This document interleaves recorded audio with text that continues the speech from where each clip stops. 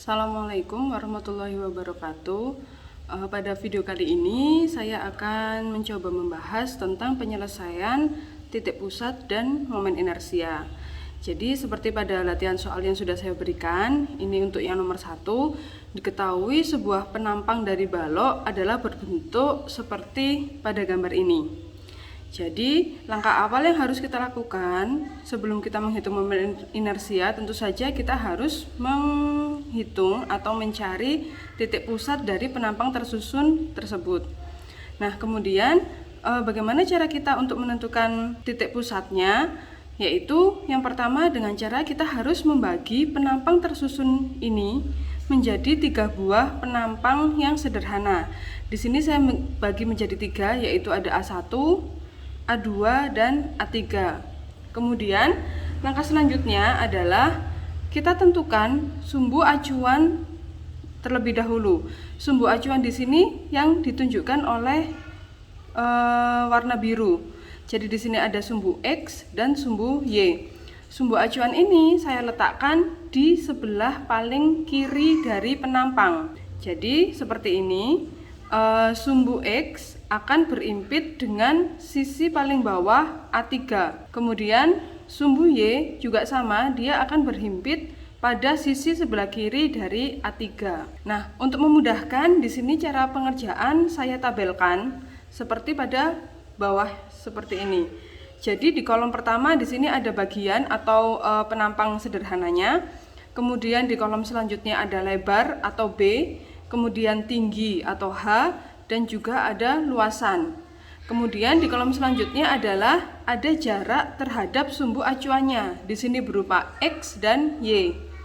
Kolom selanjutnya adalah momen statis. Momen statis didapatkan dari A dikalikan dengan X dan A dikalikan dengan Y. Nah, setelah ini kolom yang terakhir adalah penentuan letak titik pusatnya, yaitu X dan Y-nya. Nah, kemudian untuk yang pertama, dari gambar kita sudah tahu bahwa A1 memiliki dimensi B, yaitu sebesar 6 cm. Sedangkan H-nya atau tingginya adalah sebesar 3 cm. Begitu juga untuk A2, lebarnya adalah 2 cm, tingginya 10 cm. Sedangkan yang A3, lebarnya 10 cm dan tingginya 3 cm. Dari dimensi ini bisa kita hitung luasannya. Luasan adalah B dikalikan dengan H-nya, yaitu didapatkan mulai dari 18, 20, 30 dalam satuan cm persegi. Oh ya, kemudian jika kita menabelkan seperti ini, satuan cukup dituliskan satu kali saja di judulnya. Jadi semisal di sini adalah lebar B, kita beri satuan cm. Kalau misalkan satuannya dalam mili, ya kalian gunakan milimeter. Kemudian di sini juga sama, hanya adalah sentimeter dan seterusnya. Nah, kemudian di sini yang penting adalah penentuan jarak terhadap sumbu acuan yang telah kita buat, yaitu X dan Y. Nah, ini kita kerjakan pada masing-masing penampang sederhananya. Jadi kita harus cari X1, Y1, X2, Y2 dan X3, Y3. Nah, sebagai contoh di sini kita cari X1. Karena penampang sederhana A1 seperti ini, persegi panjang, berarti kita sudah tahu bahwa titik pusat dari A1 atau kita sebut di sini C1 letaknya adalah di tengah-tengahnya. Nah, kemudian berapa jarak C1 ini terhadap sumbu Y dan berapa jarak C1 ini terhadap sumbu X? Itulah yang dinamakan X1 dan Y1. Nah, jarak C1 terhadap sumbu Y ini kita sebut sebagai X1. Berarti kita tahu bahwa penampang ini kan simetris terhadap sumbu vertikal. Berarti tinggal saja kita bagi 2. 10 di sini kita bagi 2 sehingga X1-nya adalah 5 cm. Kemudian C1, jarak dari C1 terhadap sumbu X sepanjang ini adalah Y1. Berarti berapakah panjang Y1? Y1 bisa didapatkan dari panjang total. Panjang total ini kita kurangi dari setengah kalikan 3, setengah dari tinggi penampang 1. sehingga 16 dikurangi dengan 1,5, maka akan didapatkan 14,5 seperti pada tabel berikut ini. Kemudian untuk X2 berarti jarak dari C2 titik pusat penampang 2 terhadap sumbu Y. Ini adalah X2. Nah, besarnya adalah sama seperti X1 karena yang saya bilang tadi penampang ini adalah simetris, sehingga X2-nya 5 cm. Kemudian untuk Y2 berarti jarak antara titik pusat A2, titik pusat penampang kedua, terhadap sumbu X-nya. Berarti inilah Y2. Panjangnya adalah setengah dari tinggi penampang 2, berarti setengahnya dari 10, berarti 5. Kita tambahkan dengan tinggi dari penampang yang ketiga, ditambah 3, sehingga di sini didapatkan 8 cm. Cara yang sama kita lakukan untuk mencari X3 dan Y3. Setelah itu, kita bisa menghitung momen statisnya. Momen statis adalah luasan dikalikan dengan X dan juga luasan dikalikan dengan jarak Y tadi. Ini berarti bisa kita hitung tiap-tiap penampangnya. Berarti untuk penampang yang pertama 18 dikalikan 5 hasilnya adalah 90. Kemudian 18 dikalikan 14,5 hasilnya adalah 261. Kemudian kita lakukan untuk penampang 2 dan 3. Nah, dari sini kita bisa mendapatkan A dikalikan X total adalah 340. Satuannya adalah cm pangkat 3. Sedangkan statis momen yang A dikalikan Y totalnya adalah 466 cm pangkat 3. Nah, kemudian kita bisa menentukan letak dari titik pusat penampang tersusun tersebut, yaitu untuk X-nya adalah jumlah dari A dikalikan X dibagi dengan jumlah luasannya, sehingga didapatkan 5 cm. Sedangkan Y didapatkan dari jumlah A dikalikan Y dibagi dengan luas totalnya, sehingga didapatkan sekian, 6,853 cm. Sehingga jika ditanyakan berapakah koordinat titik pusat, berarti di sini bisa kita tulis koordinat titik pusat. Yang namanya koordinat berarti kan ada X, Y, sehingga koordinat titik pusatnya adalah 5,6,853. Inilah koordinat titik pusat penampang tersusun. Kemudian kita gambarkan titik pusat ini terletak di mana. Jadi cara menggambarnya adalah kita tarik 5 cm dari sumbu acuan Y.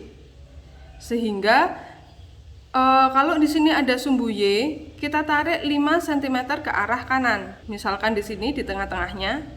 Kemudian untuk yang 6,853 kita tarik ke atas karena acuannya adalah sumbu X sebesar 6,853. Nah, sehingga titik pusat dari penampang tersusun ini seperti pada yang sudah saya gambarkan dengan menggunakan tinta warna merah seperti ini. Jadi disinilah letak dari titik pusatnya. Ini titik pusat. Nah, dari titik pusatnya ini kita tarik sumbunya, yaitu berupa sumbu X dan sumbu Y. Jadi sumbu koordinat yang berwarna merah ini merupakan sumbu koordinat untuk titik pusat penampang tersusun.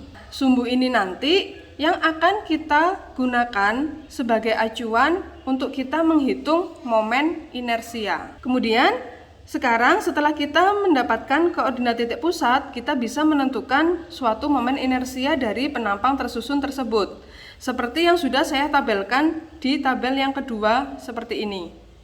Jadi untuk yang pertama ini masih sama dengan yang tadi. Di sini ada penampang sederhananya, ada 1, 2, 3, kemudian ada luasannya. Di sini yang beda adalah di penentuan jarak X dan Y-nya. Jika tadi saat kita menghitung pada titik pusat XY ini kita hitung jaraknya terhadap sumbu acuan, sedangkan untuk menghitung atau untuk keperluan momen inersia XY kita hitung jaraknya itu terhadap koordinat titik pusatnya. Jadi sumbu acuan kita untuk menghitung momen inersia bukan lagi yang berwarna biru, tetapi acuan kita sekarang adalah yang berwarna merah seperti ini. Kemudian bagaimana cara menentukannya? Berarti sama seperti yang tadi. Di penampang pertama, penampang 1, dia memiliki titik pusat, yaitu berupa C1. Berapa jaraknya C1 ini terhadap sumbu Y-nya? Itu akan menjadi X1. Dan berapakah jarak dari titik pusat penampang 1 terhadap sumbu X-nya? Ini yang akan menjadi Y1. Kita tahu bahwa penampang kita ini simetris, sehingga kalau kalian perhatikan, titik pusat C1, C2, dan C3 ini berhimpit dengan sumbu Y-nya. Dengan kata lain, nilai X1, X2, dan X3 di sini dia akan bernilai 0 karena dia berhimpit dengan sumbu Y. Mohon maaf, yang saya tunjuk sebenarnya yang ini. Jadi ini adalah X1-nya, ya. Kemudian untuk nilai Y-nya kita beri contoh bahwa di sini jarak antara C1 terhadap sumbu X, ya, jarak sepanjang ini, inilah Y1. Berapakah besar Y1? Nah, pertama kali yang setelah kalian menggambarkan sumbu titik pusatnya, yang paling penting adalah kita tentukan di sini. Di sini ada istilah YB, ada YA, kemudian ada X kiri dan juga ada X kanan. Nah, yang kita dapatkan tadi nilai titik pusatnya 5 dan 6,83, ini adalah 5 merupakan X kiri. Sehingga berapakah X kanan? Berarti lebar totalnya tinggal kita kurangi dengan X sebelah kiri. Sehingga di sini X kanan didapatkan 5 cm. Sedangkan 6,853 ini merupakan YB. Karena acuan kita tadi yang paling bawah, sehingga YB sama dengan 6,853. Nah, tinggal kita hitung YA. YA ini jarak serat yang paling atas penampang sampai ke sumbu X-nya, yaitu dengan cara panjang totalnya atau tinggi total dari penampangnya ini kita kurangi dengan YB, sehingga YA didapatkan 9,147 cm. Nah, dengan kita menentukan YA, YB, X kiri, dan X kanan, kita dengan mudah bisa menentukan jarak Y1-nya. Sehingga tadi Y1-nya didapatkan dari YA dikurangi dengan setengah tinggi dari penampang 1. Sehingga di sini didapatkan nilai 7,647 cm.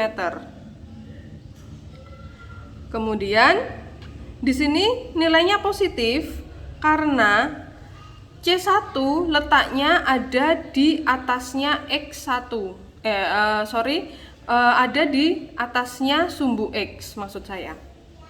Jadi seperti pada sumbu koordinat, nilai Y yang positif adalah yang di atasnya sumbu X. Sedangkan nilai Y negatif yang berada di bawahnya sumbu X.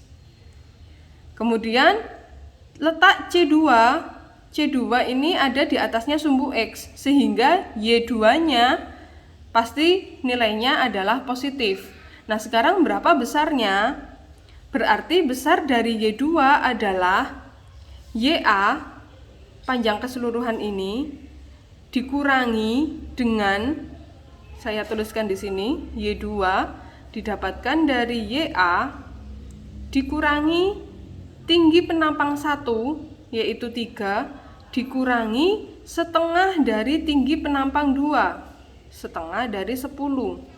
Berarti 9,147 dikurangi 3 dikurangi 5. Hasilnya adalah sebagai berikut, 1,147. Nah, kemudian untuk Y3 terlihat di gambar bahwa titik pusatnya atau C3 berada di bawah sumbu X. Berarti nilai Y3 ini pasti akan bernilai negatif. Berapakah besarnya? Besarnya Y3 adalah YB-nya, sekarang kita pakai YB karena ini tinggi totalnya ya. Kita kurangi dengan setengah tinggi dari penampang 3. Ini setengah dari 3. Berarti 6,853 kita kurangi dengan 1,5. Nah, hasilnya adalah sebagai berikut, minus 5,353. Kemudian untuk kolom berikutnya, kolom ke sampingnya ini tinggal kita kalkulasikan. Jadi yang ini tadi A dikalikan dengan X kuadrat, berarti karena nilai X-nya adalah 0 semuanya, didapatkan nilai 0 juga. Kemudian A dikalikan Y kuadrat. Karena Y di sini dikuadratkan, nilai negatif di sini tidak akan berpengaruh karena negatif jika dikuadratkan hasilnya akan positif. Makanya di sini hasilnya positif semua. Nah, selanjutnya di sini kita hitung momen inersia setiap penampang terhadap sumbu sendirinya, yaitu disimbolkan oleh IX0 dan IY0. IX0 di sini seperti yang pada slide materi saya momen inersia, untuk penampang yang berbentuk persegi panjang seperti ini, IX0-nya didapatkan dari 1/12 dikalikan B dikalikan dengan H pangkat 3. Sehingga jika kita kalkulasikan untuk penampang yang pertama, karena B-nya tadi 6, hanya 3, sehingga IX0-nya didapatkan sebesar 13,5 cm pangkat 4. Sedangkan untuk IY0-nya, rumusnya adalah 1/12 dikalikan B-nya yang dipangkatkan 3 dikalikan dengan H. Nah, sehingga didapatkan sebesar 54 cm pangkat 4. Begitu juga untuk penampang 2 dan penampang 3. Nah, sekarang jika penampangnya tidak berbentuk persegi, misalkan berbentuk segitiga atau lingkaran, tinggal kalian sesuaikan rumusnya yang ada di slide materi saya tentang momen inersia. Baik, selanjutnya kita bisa menghitung nilai IX-nya. IX didapatkan dari IX0 ditambah A dikalikan Y kuadrat. Sehingga sebagai contohnya di penampang 1 ini IX-nya yaitu dari 13,5 ditambahkan dengan 1052, sekian ini. Kita tuliskan di sini, begitu juga untuk penampang 2 dan 3. Kemudian jika kita total, ini menjadi IX totalnya atau IX dari penampang tersusunnya. Kemudian untuk IY adalah IY0 ditambah A dikalikan X kuadrat, sehingga didapatkan hasil seperti ini. Dan juga IXY adalah A dikalikan X dikalikan Y. Kenapa di sini hasilnya 0 semua? Karena kita kembali lagi, di sini nilai X-nya adalah 0 semua. Jadi berapapun bilangan jika dikalikan dengan 0 pasti hasilnya dia akan 0. Sehingga jika ditanyakan pada soal ditanyakan berapakah nilai IX, IY dan IXY, yang kita pakai adalah nilai total dari masing-masing momen inersia tersebut. Karena yang ditanyakan adalah IX dari penampang tersusun, bukan lagi penampang sederhananya. Kemudian saya lanjutkan untuk pembahasan selanjutnya, yaitu tentang nilai I ekstrimnya. Jadi I maksimum, I minimum, dan nilai V-nya atau sudut rotasinya. Setelah kita tadi mendapatkan nilai IX, IY, dan IXY, kita bisa menentukan 3 parameter ini, Imax, I minimum, dan sudut rotasi. Jadi nanti angka-angka itu atau hasil dari momen inersianya kalian masukkan ke dalam rumus seperti ini ya. Kemudian didapatkan Imax-nya adalah sebesar 2141,196 cm/4. Begitu juga untuk I minimum dan nilai V atau sudut rotasinya. Selanjutnya untuk soal yang nomor 2 di sini sedikit berbeda ya, karena IXY yang didapatkan dari soal nomor 2 ini tidak lagi 0. Jadi kalau kalian perhatikan pada gambar seperti ini ya, tidak ada titik pusat dari masing-masing penampang yang berhimpitan dengan sumbu X maupun sumbu Y. Sehingga di sini nilai dari X dan Y-nya tidak ada yang 0. Sehingga IXY-nya otomatis dia akan ada hasil angkanya, tidak lagi 0 seperti ini. Jadi ini bisa kalian perhatikan, bisa kalian coba latihan soal yang nomor 2 ini dan kalian bisa cocokkan jawaban yang sudah saya kerjakan seperti ini. Dan pesan saya, jika ingin mengerjakan titik pusat, buatlah sumbu acuan atau referensinya ini untuk sumbu Y-nya adalah di paling sebelah kiri dan untuk sumbu X-nya adalah di paling bawah penampang. Jadi seperti ini. Agar kita tidak kesulitan dalam menentukan titik pusatnya nanti.